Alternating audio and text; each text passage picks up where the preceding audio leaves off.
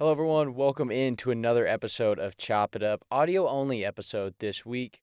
Got some technical difficulties going on, busy schedule, but we're still going to deliver a great episode for you guys today. So, we're going to go over the national championship in college football, the Indiana Hoosiers claiming their first national title in program history. It's conference championship weekend in the NFL. We got Patriots, Broncos, Rams, Seahawks. We'll talk a little bit about the NFL coaching carousel. And then, of course, we'll wrap it up with our Dude of the Week. Before we get things started, though, of course, be sure to like the video, subscribe, and go follow us on social media if you haven't already. We're on Instagram, we're on TikTok, so go check us out on those platforms as well. Hunter, without further ado, let's get into it. National championship, final score, Indiana 27, Miami 21. Great game, great finish to the college football season. I thought the right team won. I thought the better team won. It was closer than I thought it was going to be, especially after watching that first half. I thought it was going to be Indiana kind of grinding it out, running away with it in the second half, and that was not the case at all. Miami, they clawed their way back. They made some plays on offense. Credit to Mario Cristobal and this Canes offense moving the ball downfield. They had an opportunity to go win it at the end of the game, just couldn't do it. What do you make of this championship game? Yeah, it was sort of what I expected, in some degree that it was just a physical game. Both teams tried to run the ball. Both teams actually found some success on the ground. Neither team gave up too many big plays outside of that, one long 57-yard run to Mark Fletcher. And it was a great national championship. I mean, it came down to the wire, the last possession. Miami had a real chance to win the game. And realistically, I think, I hate to put him down, but I think with a little better throw on that last play, I think that wide receiver was there. It could have been a touchdown for Carson Beck. And so it was exciting that, and I'm glad it came down to the last possession. Yeah. Yeah, let's start in the first half. So Miami has 3 first downs the entire half. They punted on every possession until the last one, where they doink a 50-yard field goal, 26 yards of total offense for the Canes before that final drive. It was all Indiana, and it wasn't like they got out to some crazy start like we've seen throughout this playoff, but they made some plays. They were pushing the ball down the field. And so for me, going into the second half, knowing the Hoosiers were going to get the ball to start, it was like, all right, this first drive coming out of halftime kind of felt like it was make or break for Miami. You either get a stop, you get the ball back in Carson Beck's hands, you give your offense another opportunity to go make plays, or Indiana goes down, scores a touchdown, and kind of starts to run away with the game. And we saw that Miami defense between Bain and Mesidor really come out and set the tone early in that half, and that sparked the offense. I think you have to give credit to Miami's offensive coordinator and Carson Beck and just this offense in general because they found ways to move the ball downfield. They made adjustments. When you go back and watch that game, especially in the first half, it's a lot of Mark Fletcher trying to get north and south. It's Malachi Toney on slant routes, short routes, trying to get him in space. And then you look to that second half, they're motioning those guys in the backfield. They're getting Mark Fletcher onto the outside in space where we saw him take it to the house for 57 yards. And so those were the biggest adjustments I saw from Miami. And like you said, that last drive at the end of the game, I think Carson Beck, just kind of watching the interviews and the press conferences after the game was over, thought it was going to be man, thought he was going to have his guy one-on-one. He didn't. They were in cover 2. That was their safety over the top. And great play by the defensive back to make that interception and seal the deal. But a lot of takeaways for this game. What do you think this means for Indiana? Because there's a lot of talk about, with NIL, with the transfer portal, this is the new normal, where these programs that we haven't seen at the top of college football, your Vanderbilts, your Indianas, Georgia Tech even, these teams that we really haven't seen at the top, starting to work their way into the top 5, the top 10. So is this the new normal? Is this just a once-in-a-lifetime thing where a program that as bad as Indiana's been forever, all of a sudden now winning national championships, or is this just kind of a once-in-a-lifetime thing? I think NIL and the transfer portal definitely shakes things up. I think it gives a new opportunity to some of these programs. That being said, I think the Indiana Hoosiers are by no means the precedents for the portal and NIL. I think this is a little bit of a unique situation, going from 3-9, I think, 2 years ago, to 16-0. One of the first teams to have an undefeated. Well, I guess no, Michigan was undefeated, but either way, just a phenomenal season. I don't think we'll see this too often. However, I think with the NIL and the new portal, we'll have teams that have a new opportunity to bring in transfer guys, but I don't see programs being rebuilt in 2 years like we saw with the Hoosiers. Yeah, well, what's even crazier about it too is when you look at this roster, and I know people are starting to say, well, Indiana's paying guys just like the rest of them. They have a great alumni program. It's not just that. Curt Cignetti talked about in his press conference. The NIL isn't what people think it is. Yes, they had old dudes on the roster, but it's not like they were bringing in 25-year-old five stars through the portal. You look at some of their biggest playmakers. Fernando Mendoza wasn't the most highly touted guy in the transfer portal last year, just at his position. You look at Aiden Fisher, came over from James Madison, I believe, had not a lot of looks. Surratt wasn't even playing at the beginning of the year. You look at Charlie Becker. He was going to hit the portal and go to a small school. Cignetti convinced him to stay for special teams purposes. He wasn't even starting at the beginning of the year. All of a sudden, he's their best deep ball guy. He seems to come down with every catch thrown his way. And so a lot of these guys for Indiana, yeah, you can point to the transfer portal, and Indiana can pay guys now, and you can make all the excuses you want. But the reality is, Curt Cignetti took 0-star guys, 1-star, 2-star guys, and then got this unique quarterback who combined real super talented and also just a great leader and a unique locker room personality. And it was just a perfect blend. And you get a national championship out of it. I think going forward, like even looking at next year's team, Indiana's going to be more talented next year. They got Josh Hoover from TCU, the quarterback. They got Nick Marsh, wide receiver from Michigan State. So they're starting to acquire that talent, but you can't always replicate the locker room and the chemistry that this team's unit had. So I think this is really unique. And on the flip side of the coin for Miami, I mean, I think the U is back. I know there's a lot of debate. Is Miami back? Are they not back? You made the national championship. You had a chance to win this game on the final drive. You just couldn't make enough plays. And the resiliency they showed in that second half really impressed me. Yeah, I agree. And there's been some question marks about Cristobal's like in-game decision-making and things like that. But at the end of the day, in this new sort of wild, wild west of of college football, he has proven to recruit a lot of talent, and that's extremely important in today's landscape. And because Cristobal can recruit the right players, I agree. I think Miami's going to be good consistently, and the U is back. When you look at this game, especially in the second half, and this is kind of the final thing we'll say about this game before we wrap it up, is there something that sticks out to you? Because the beginning of the game, Cignetti gets interviewed by, I think it was Holly Rowe, either her or Molly McGrath, and he says, we just have to make one more play. And the reality is, when you go back and look at the game, they really did just make one more play. And now you could point to a number of things. It could be the interception. It could be Mendoza's touchdown run. It could be the blocked punt. But when you look at the second half and the way things kind of escalated, what stood out to you about why Indiana was able to win this game? Well, like we talked about last week, it's really tough to get down against the Hoosiers and then come back and you know win a football game, especially in the national championship.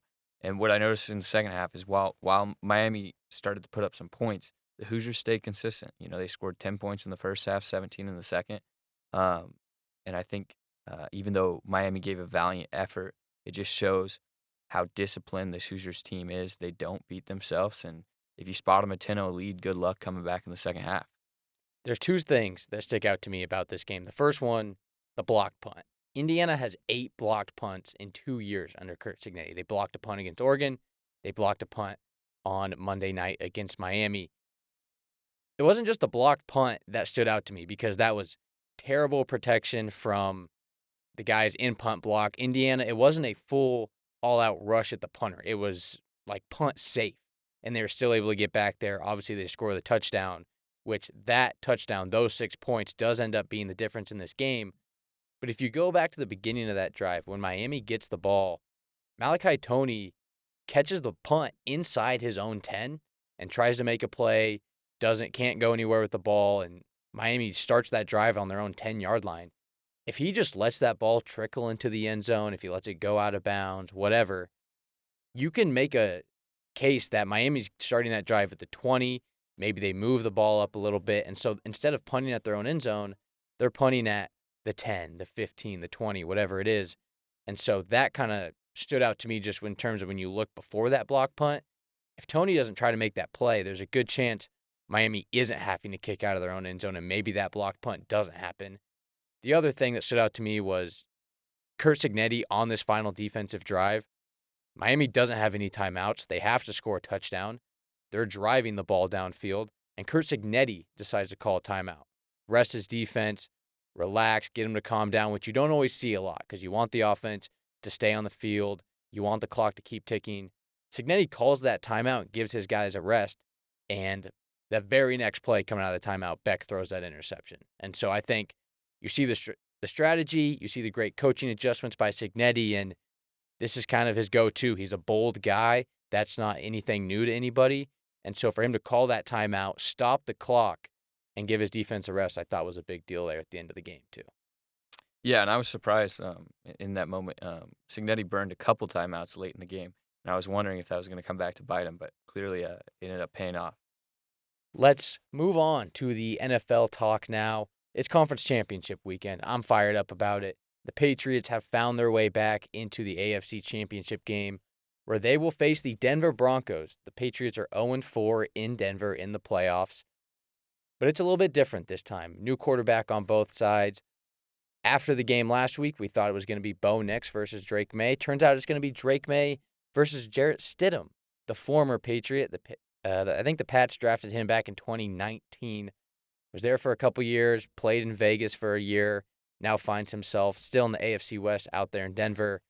Listen, I get Sean Payton going to the press conference saying, hey, Stiddy's ready. He's our guy. I get the locker room rallying around him. You have to do that. So the emotional part of it, the rah-rah behind Jarrett Stidham, I understand that. Here's some facts about Jarrett Stidham. He's 1-3 as a starter. He has thrown 8 touchdowns, matched with 8 interceptions in his career. And he hasn't thrown a pass in a game since 2023. So that's 3 years since this dude's thrown a pass.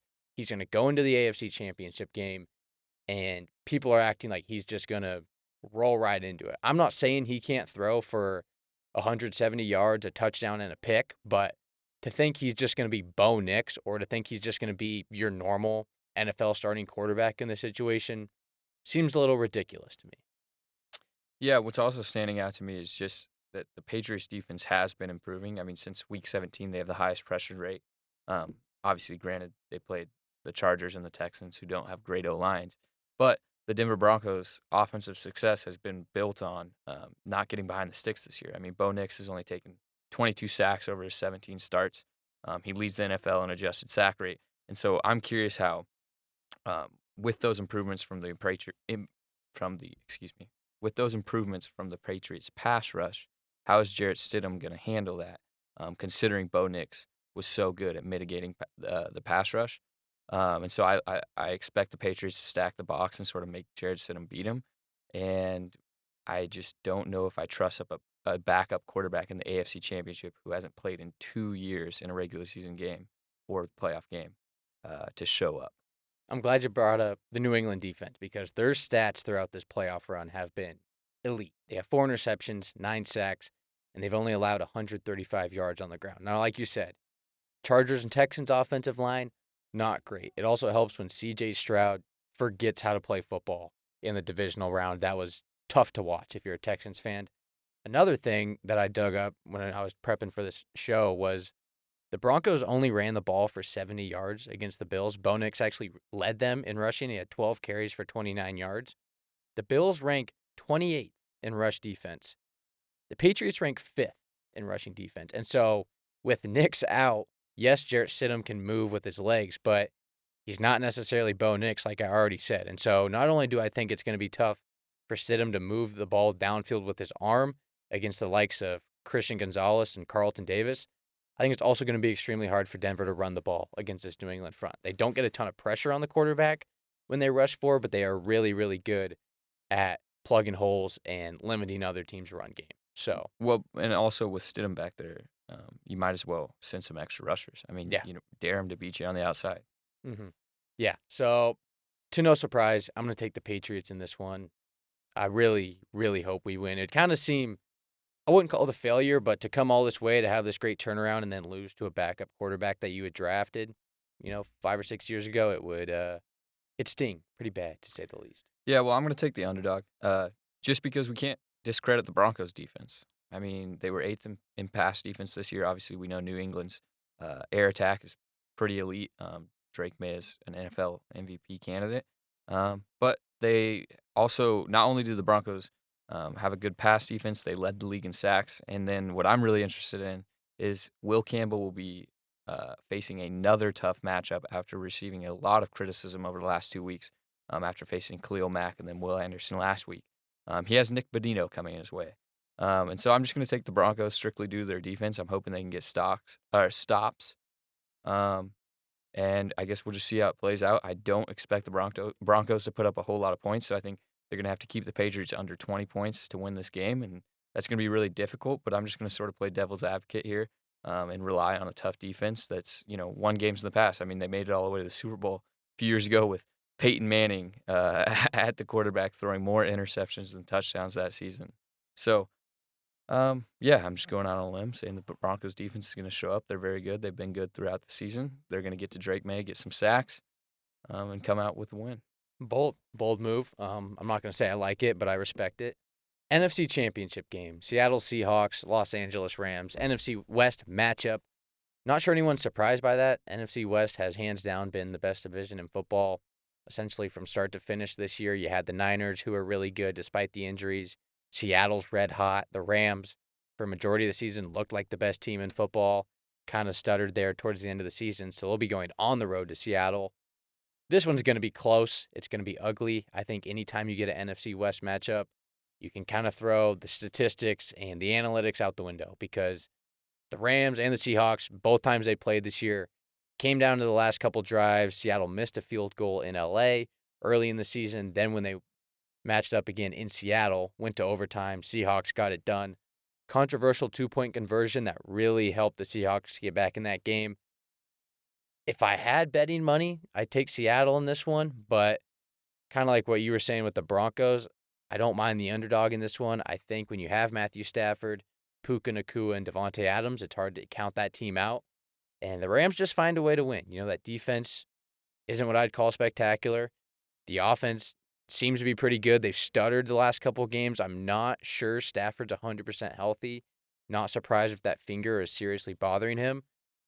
I think I take the Seahawks in a close one. I mean, anywhere in the 5 to 10 point range, 24-21, 28-24, something like that. I'm going to go with the Rams. Once again, just to sort of give you the opposite perspective, the Rams blew a 30-14 lead at Lumen Field earlier this year. I expect they're going to come in fired up. They're going to want to get their get back. Darnold hasn't been great. He's sort of just been getting by since week 11. I know he started off the year hot and sort of was lingering in the NFL MVP candidacy conversations, but I think the Rams are going to come out fired up. They've proven that they know how to win tough games, and I expect that they don't want to have to win in such thrilling fashion once again. So they're going to show up. They have a balanced attack. Obviously, Puka Nacua is an Offensive Player of the Year candidate. The Rams have the highest run success rate in the NFL this year. So I just think they have a balanced attack. Seahawks are going to throw a lot of different looks at them on defense. And the Rams have all the tools to sort of counter those looks. And, of course, they have Matthew Stafford, likely the NFL MVP, at the helm. He'll be able to see what the defense is doing. He's an experienced veteran quarterback. See what the defense is doing, make the right reads, and come out with a win.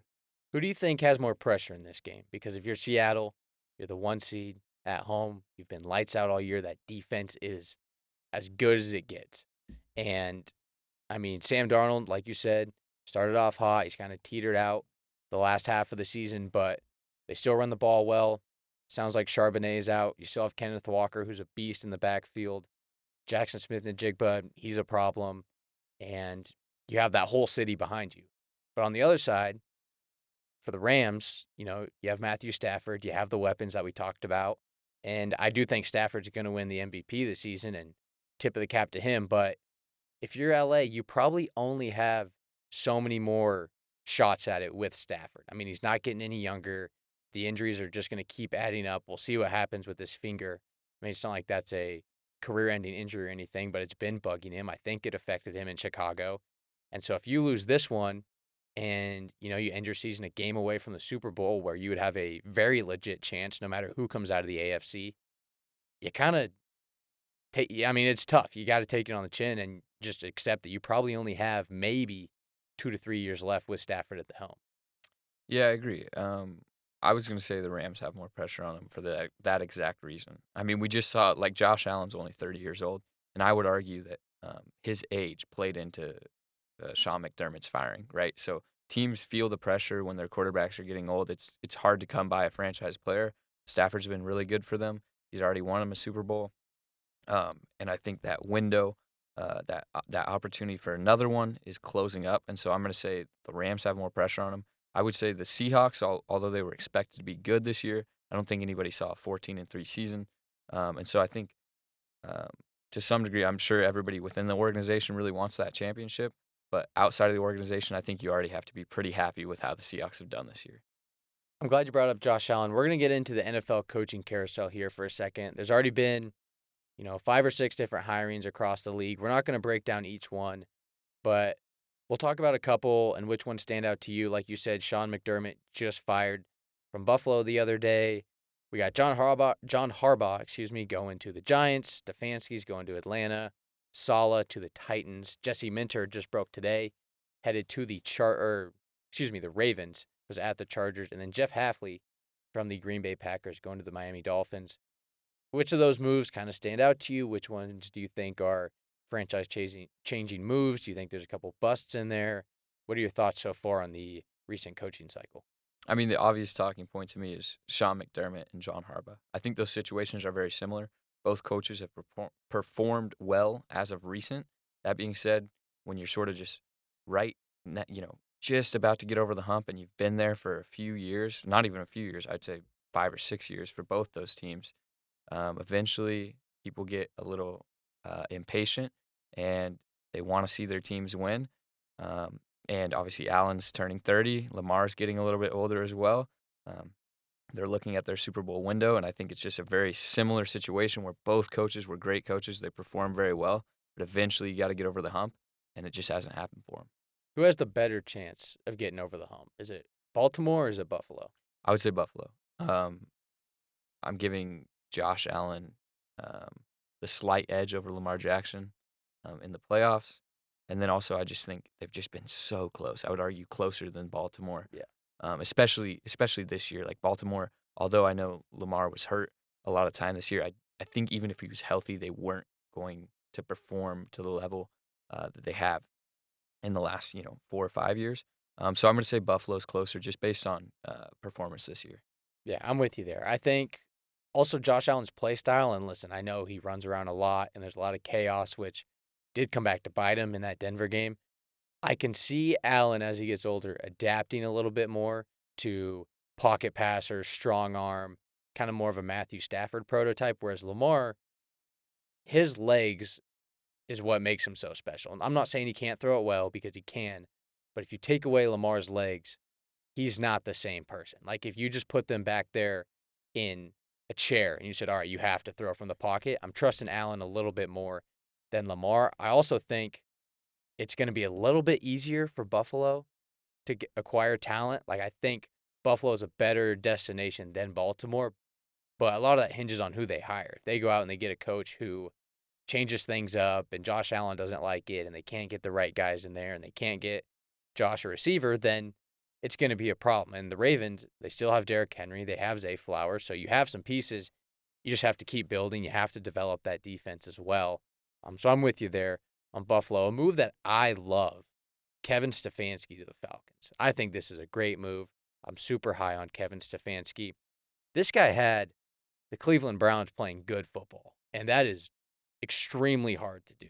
Whether it was Deshaun Watson, whether it was Baker, he had the Browns in the playoffs. He had them in a position to have winning seasons. And yes, things didn't go great the last 3 or 4 years. I think the front office is more responsible for that than Stefanski is. I mean, they pay Watson $1 bajillion, then he doesn't play, and now you're left with Shadur Sanders and Dylan Gabriel. The Browns are going to have to start from scratch, but regardless of that, great offensive mind, and the Falcons have just as many weapons on offense as any team in the league. I mean, you go down the line, whether it's Penix or Cousins, I think you can get away with a productive quarterback there. You have, in my opinion, maybe the best running back in football in Bijan Robinson. You have the weapons on the outside, and that defense is really good, and that's been the question mark for Atlanta for a while now. So if you can get Stefanski to get things going on the offensive side of the ball, It sounds like they're going to keep Jeff Ulbrich on the defensive side of things. I think that's a smart move. That I think the Falcons can compete in what is a very mediocre NFC South. Yeah, I agree. I think this is a good hire. The only thing is, I'm just curious to see if it's the same storyline surrounding the Falcons after next year. They've had tools on the offensive end for a couple years now, especially after acquiring Kirk Cousins. Everybody thought that was going to be a really game-changing thing on the offensive end for them. But that's been the story of the Atlanta Falcons for the last few years. Failure to produce with talent. So we'll see if Stefanski can turn that around. It is time for our fourth and final segment of the day, Dude of the Week, brought to you by Dudes. So, Hunter, we'll let you go first. Crazy week in sports in general. I mean, like we talked about, national championship, NFL playoffs, a lot of good candidates for Dude of the Week, but who do you like? I'm going with Fernando Mendoza. As a Duck fan, that pains me, but he's just been a great leader all year. He's a great guy, it seems like. And he ended his season in perfect fashion. People were sort of I shouldn't say questionable, but they were saying after he won the Heisman, it was one of the weaker Heisman seasons, and then he went and balled out in the playoffs, proved that he was definitely the best quarterback this year. And then I would say, even though he'd already won the Heisman, he had his Heisman moment with that late game touchdown run. I mean, took a hit like a champ, ran it in there, showed elite toughness, which he's been preaching about all year. So I just got to go with Mendoza. He had a great season this year, and he led his team to a 16-0 national championship run. It was just sort of the perfect ending for him. So I have to go with Mendoza. Yeah, I think if you asked anyone who their dude of the week was in general, I think Fernando Mendoza is probably at the top of that list. I obviously had him as well. But I'll go with Curt Cignetti, and I get it. We're staying on the same team and whatever you want to say. But the reality is Curt Cignetti took a program that had the worst winning percentage in college football and turned them into, I wouldn't say a powerhouse, but a true contender and now a national champion in college football. And I don't think you can say that about too many coaches in the history of the game. I mean, Indiana was bad. It wasn't like they were a B tier program or a C tier. I'm talking F- program in football. And what he's done in these 2 years are remarkable. The journey he's taken from an Alabama assistant, which is almost like an internship program that just lines you up to go get a Power 4 job. He goes to Indiana University of Pennsylvania and then to Elon, to JMU, and then finds himself in Indiana. It's awesome. And it's not just that he got to Indiana, but also what he did with the guys. I mean, you look at Mendoza, Becker. I talked about this at the top of the show where it's not the most talented guys. Yes, they're older. They're 23, 24, whatever. I get that. They're not the only team doing that. They're not the only team spending money. And they managed to go undefeated. Like, it's one thing to win a championship, but to go undefeated with the way the playoff is set up and the teams you have to play, I get it. Indiana didn't necessarily have a gauntlet in the regular season, but they beat Ohio State. They smashed Oregon. They smashed Alabama. And then to go beat Miami in their home stadium, which it was about 70-30 Hoosier fans there at Hard Rock. So Curt Cignetti's my dude of the week. I think he's also, I like him. I get that a lot of people might not like his mannerisms and how he acts. I think he's awesome. So Curt Cignetti, my dude of the week. Congratulations. Can't wait for the movie or the documentary to come out about this Indiana team this year, really the last 2 years, because it's been one of the coolest stories in sports that I can remember in recent memory. So that is going to wrap it up from this side of the desk. Hunter, any closing thoughts? Nope. Well, that's going to do it for this week's show. Be sure to enjoy the last couple football games we have this season. Conference championships this week. 2 weeks after that, we'll have the Super Bowl in Santa Clara.